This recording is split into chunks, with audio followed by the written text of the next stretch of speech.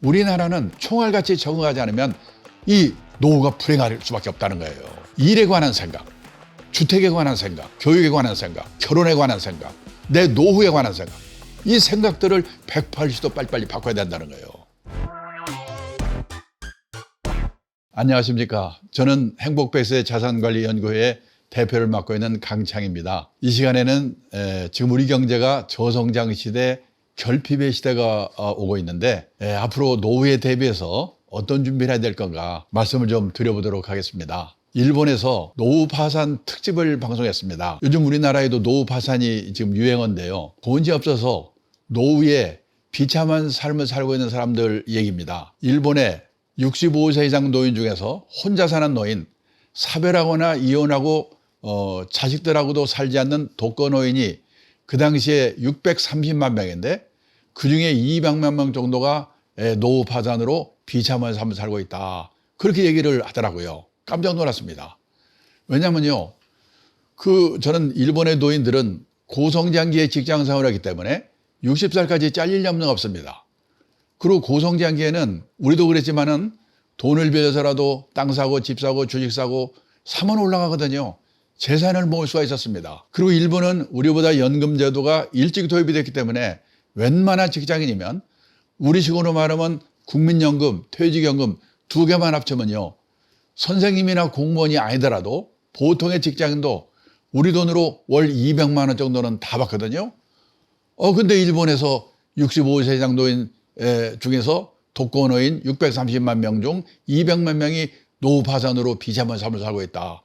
정말 놀랄 일입니다. 왜 그런가? 퇴직연금 제도가 있는 회사에 다닌 사람은 괜찮은데 자영업을 한 분들, 농업 종사자, 중소기업에서 퇴직연금 제도 없는 회사 다닌 사람들, 그런 사람들은 있는 게 우리식으로 말하면 이 기초연금 하나 정도거든요. 근데 일본은 기초연금 금액이 우리보다는 많은데 1인당 최고 금액이 65만 원 정도랍니다. 부부가 같이 있을 때는 둘이 합치면 130만 원, 사별하거나 이혼하고 나면 65만 원밖에 안 되니까 어떤 사람은 한 달 식비를 우리 돈으로 10만 원으로 해결한대요. 그러다가 60이나 70이 돼가지고 몸이 아프기 시작하면 노후 파산이 되는데 그런 사람이 당시에 200만 명이라는 겁니다. 그러면요, 제가 생각했습니다. 일본 사람들은 집은 다 있는데 집 팔아 살면 될 거 아니냐. 참고로 당시에 일본의 주택보급률이 113.5%였습니다. 그때 우리나라의 주택보급률은 평균 104%. 웬만하면 일본 사람은 집이 있거든요. 근데 그 집이 믿을 수가 없는 겁니다. 제 친구가요, 동경 수도권에 살고 있는데 28평짜리 아파트에 살고 있습니다. 그 아파트를 1984년도에 우리 돈으로 계산해서 1억 2천만 원에 샀답니다. 1991년 3억 6천만 원까지 올랐어요. 제가 2달 전인가 전화해가지고 물어봤어요. 지금 너희 집 얼마냐 그랬더니요, 우리 돈으로 3천만 원, 4천만 원에도 팔릴지 말지래요. 그 팔아봤자 1년 생활비가 안 되는 거예요. 그 이제 일본 사람들은 예금을 많이 하거든요. 예금에 넣은 돈을 헐어서 쓰는데, 문제는 옛날처럼 60이나 70에 세상을 떠나버리면 상관없는데 100살까지 사니까 예금에 바닥이 나고 몸이 아프기 시작하면 노후 파산이 되는데 그런 사람이 당시 200만 명이라는 거예요. 젊은 시절에 자기가 노후에 이렇게 파산, 꿈에도 생각 안 했던 사람들이 파산했다는 거예요. 깜짝 놀랐습니다. 지금 우리나라는요, 아직은 고령화의 초입 단계에 있기 때문에 이 문제를 심각하게 얘기 안 하지만 우리도 10년, 20년 지나서 내 노후가 됐을 때 일본과 같은 노후 파산 그런 현상이 안 나타난다고 보장할 수가 없는 거거든요. 일본은 평균 수명이 남자가 81세, 여자가 87세입니다. 우리나라는 남자가 80세, 여자가 86세. 일본과 1년 차이예요. 근데 얼마 전에 신문을 보셨는지 모르겠는데 몇 년이 지나면요, 우리가 일본을 제끼고 세계에서 최장수국이 된대요. 놀라가지고 왜 그런가 봤더니 건강보험이 우리나라처럼 보급이 잘 된 나라가 없다는군요. 이번 코로나로 우리나라 건강보험이 얼마나 좋은지 알게 됐잖아요. 얼마 전부터요, 미국, 캐나다 이민 갔던 노인분들 중에 돌아오는 분이 많은데 왜 돌아왔냐고 물어보면 건강보험 때문에 돌아왔던 분이 많아요. 캐나다는 거의 다 무료에 가까운데 문제는 순서가 안 와. 그래서 캐나다에서는 농담으로요, 기다리다 죽는다고 그러잖아요. 미국에서는요, 전에 그 오바마 대통령이 모든 국민에게 건강보험제도를 실시하려다가 반대 때문에 못했잖아요. 그래서요, 재미교포 중에는 건강보험 가입 안 한 분도 많대요. 그런 분들은 맹장 수술을 하나 하는데도 3천만 원, 4천만 원. 미국에서는 돈이 없어서 죽는답니다. 근데 우리는요, 제가 얼마 전에 통풍이 와가지고 병원에 갔더니 진료비가 1,500원. 약값이 1,000원. 그게 우리 세계에서 제일 오래 산대요. 우리는요, 대개 뭐 어떻게 생각하냐. 평균 수명에서 지금 내 나이 뺀 만큼 앞으로 더 살겠지. 이렇게 생각들을 하는데요. 그러면 안 됩니다. 노후 준비는 어떻게 하느냐. 5명 중에 1명이 살아남을 확률. 그걸 뭐라고 하냐면 20% 생존 확률 연령까지 산다. 이렇게 생각하고 준비를 해야 돼요. 1980년생의 경우에 금년에 만 44세죠. 이분들 중에서 남자는 100살, 여자는 102살까지 산다는 거예요. 그러니까 이 강의 들으시는 분들은 일단 나는 100살까지 산다 생각하고 준비를 하셔야 돼요. 근데 오래 사는 건 좋은데요. 혼자 오래 사는 노후가 기다리고 있어요. 싱글의 시대가 오고 있습니다. 노후에요, 혼자 살게 되는 이유가 3가지가 있습니다. 첫째가 사별, 둘째가 생애 비혼, 셋째가 황혼이혼인데요. 2020년 말 현재 우리나라 남성 중에서 부인이 먼저 떠나고 혼자 된 분이 45만 2천 명이었대요. 근데 여성들은요, 남편이 먼저 떠나고 혼자 된 분이 269만 6천 명. 남성의 6배. 지금요, 70세 이상 혼자 사는 노인의 78%가 여성이거든요. 어떻게 보면은 혼자 사는 노후는 여성의 문제라고 할 수가 있어요. 남성분들은 부인 먼저 떠난 뒤에 혼자 남아서 9년에서 10년쯤 잘 세상 뜨는데, 여자분들은 15년에서 16년 정상적으로 결혼해서 살아도 이렇게 혼자 남아 사는 기간이 긴데요. 요즘 뭐냐, 결혼들을 안 하잖아요. 50살까지 결혼 한 번도 안 하는 사람을 생애비혼, 평생미혼이라고 하거든요. 이 평생미혼율이요, 1980년도만 해도 남자가 0.4%, 여자가 0.3%. 그때는 결혼 안 한 사람이 거의 없었거든요. 근데 2020년에는 남자가 16.8%, 여자가 7.6% 늘어났어요. 놀란 건 일본입니다. 일본 남자의 26.7%, 여자의 17.5%가 50살까지 결혼 한 번도 안 한 사람이에요. 옛날에 우리 세대는 왜 다들 결혼들을 했을까? 그때는 결혼을 하면 부모 밑에 있을 때보다 좋아질 확률이 높거든요.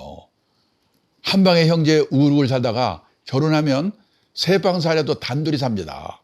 그런데 요즘 젊은 애들이 결혼해가지고 부모 밑에 있을 때보다 좋아질 확률이 거의 없거든요.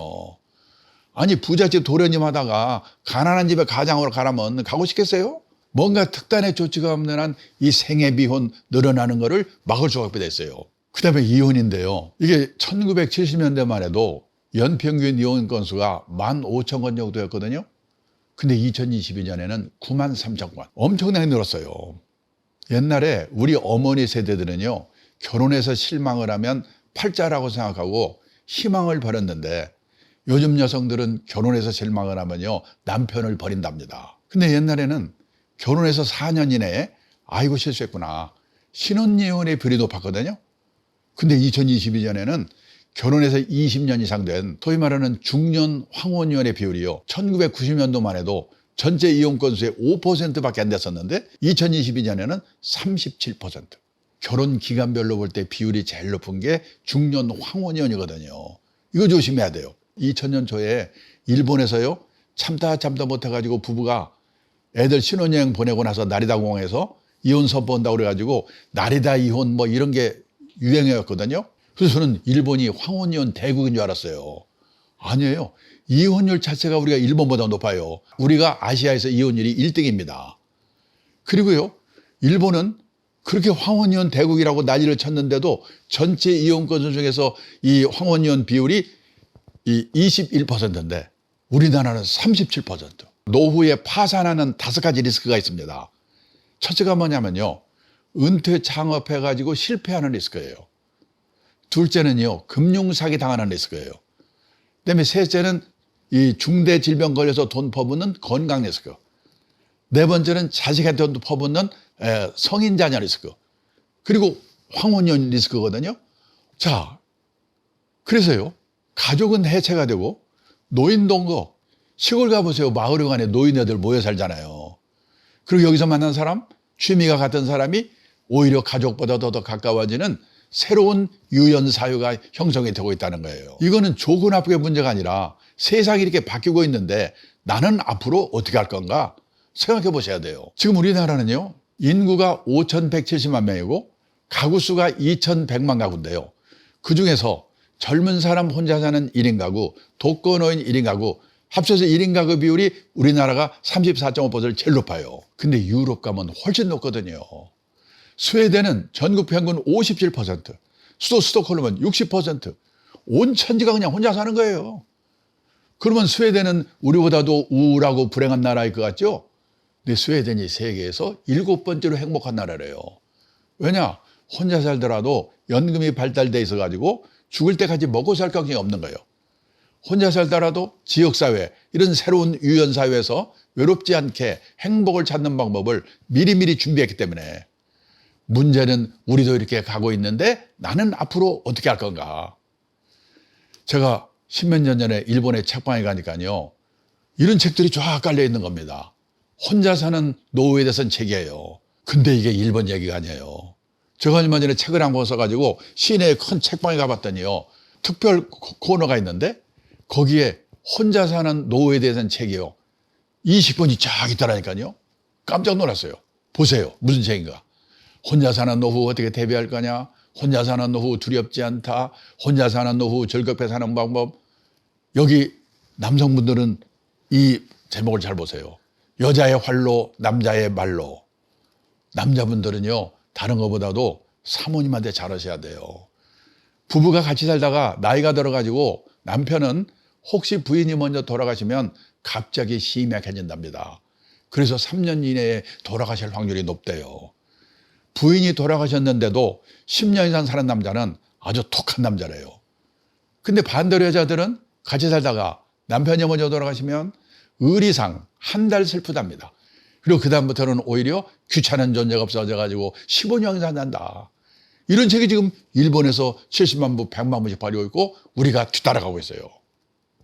자, 그래서요, 누구든지 혼자 될 가능성이 있기 때문에 준비가 필요한데 첫째가 뭐냐? 연금이지요. 먹고 살아야 되니까. 그 다음에요, 젊을 때 건강하던 분이 나이 들어서 암에 걸려 심혈관 질환 깜짝깜짝 놀래요. 저도 지난 10몇 년 사이에 부부가 암에 걸렸어요. 그래서요, 이게 환갑되기 전에 중대질병보험 하나는 들어주는 거예요.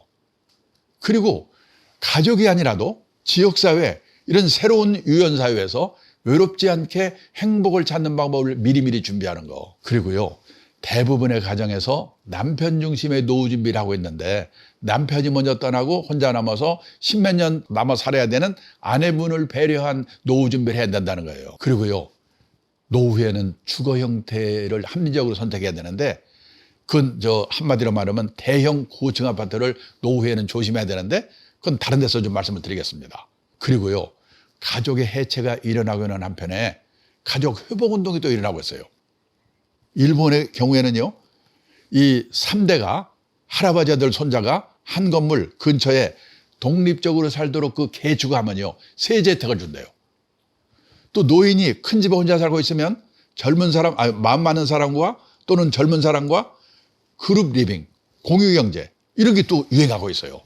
한번 생각해 볼 필요가 있습니다. 우리 70년대, 80년대, 90년대 초까지만 해도 매년 10%대 두 자릿수 경제 성장을 했습니다. 그때는요, 작년보다 금년이 좋아지고 금년보다 내년이 좋아지고 이런 세월을 우리가 30년, 40년 살았기 때문에 우리 머릿속에는 고성장 마인드, 고성장 체질이 몸에 딱 박혀 있는 거예요. 근데 몇 년 전부터 4%, 3%, 2%, 재작년에 마이너스 성장했죠? 작년에 1% 성장. 금년에 2% 성장한다는데 우리는 특히 그 국제경제의 영향을 많이 받기 때문에 앞을 볼 수가 없어요. 알 수가 없어요. 장기적으로 볼 때 이 경제 성장률은 노동인구가 늘어나야 돼요. 그리고 이 일을 열심히 생산성이 높아져야 돼요. 근데요, 노동인구 하나만 가지고 보면요, 여기 1955년에서 80년, 이게 6.25 이후에 이 핵심 베이비붐 세대거든요.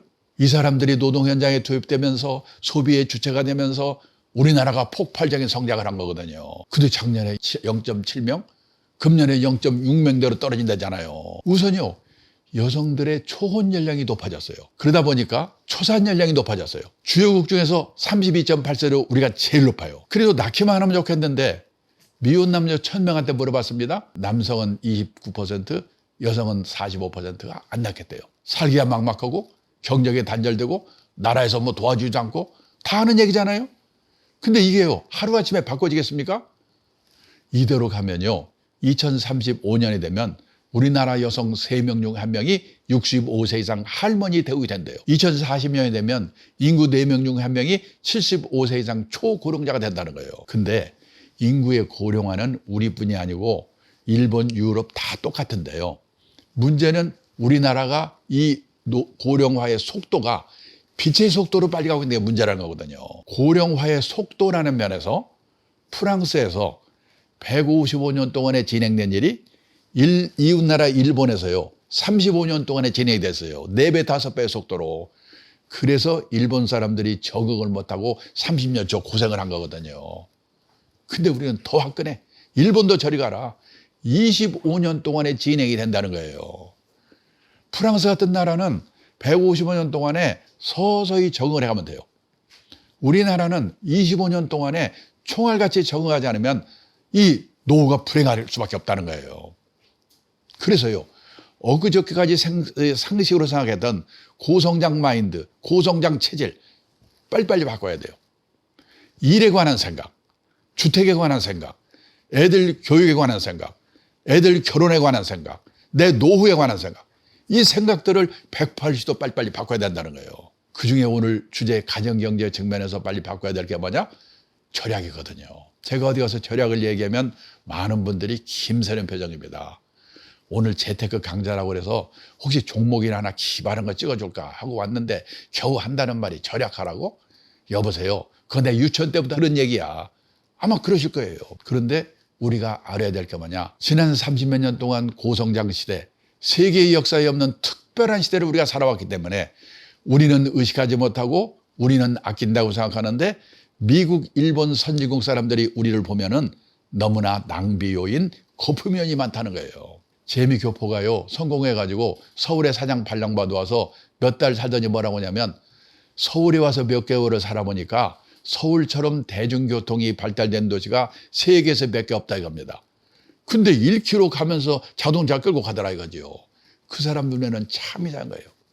필요 없는 자동차, 교육비, 결혼비용, 경조사, 앞으로 작심하지 하고 아끼지 않고는 노후 대비가 안 되게 돼 있거든요. 얼마 전에 조선일보에 의미 있는 기사가 있었기 때문에 읽어드리겠습니다. 결핍의 시대 대비에 어떤 무기 준비하나요? 결핍은 있어야 할 것이 없어지거나 모자란 상황을 말합니다. 고도 성장 시대에는 이 있어야 할 것의 기준이 높아도 괜찮았습니다. 성취해야 할 기회가 많았으니까요. 하지만 성취의 기회가 적고 평준화하는 저성장 시대에는 있어야 할 것의 기준이 높을수록 좌절하고 불행해질 확률이 높아집니다. 그래서 요즘 생각 있는 부모들은 자기 애들에게 결핍에 적응하는 방식을 가르치고 있다는 거예요. 그래서요, 이 저성장 결핍의 시대에 어떻게 절약을 통해서 대비해야 될 건가, 이거를 한번 잘 생각해 보셔야 된다는 겁니다.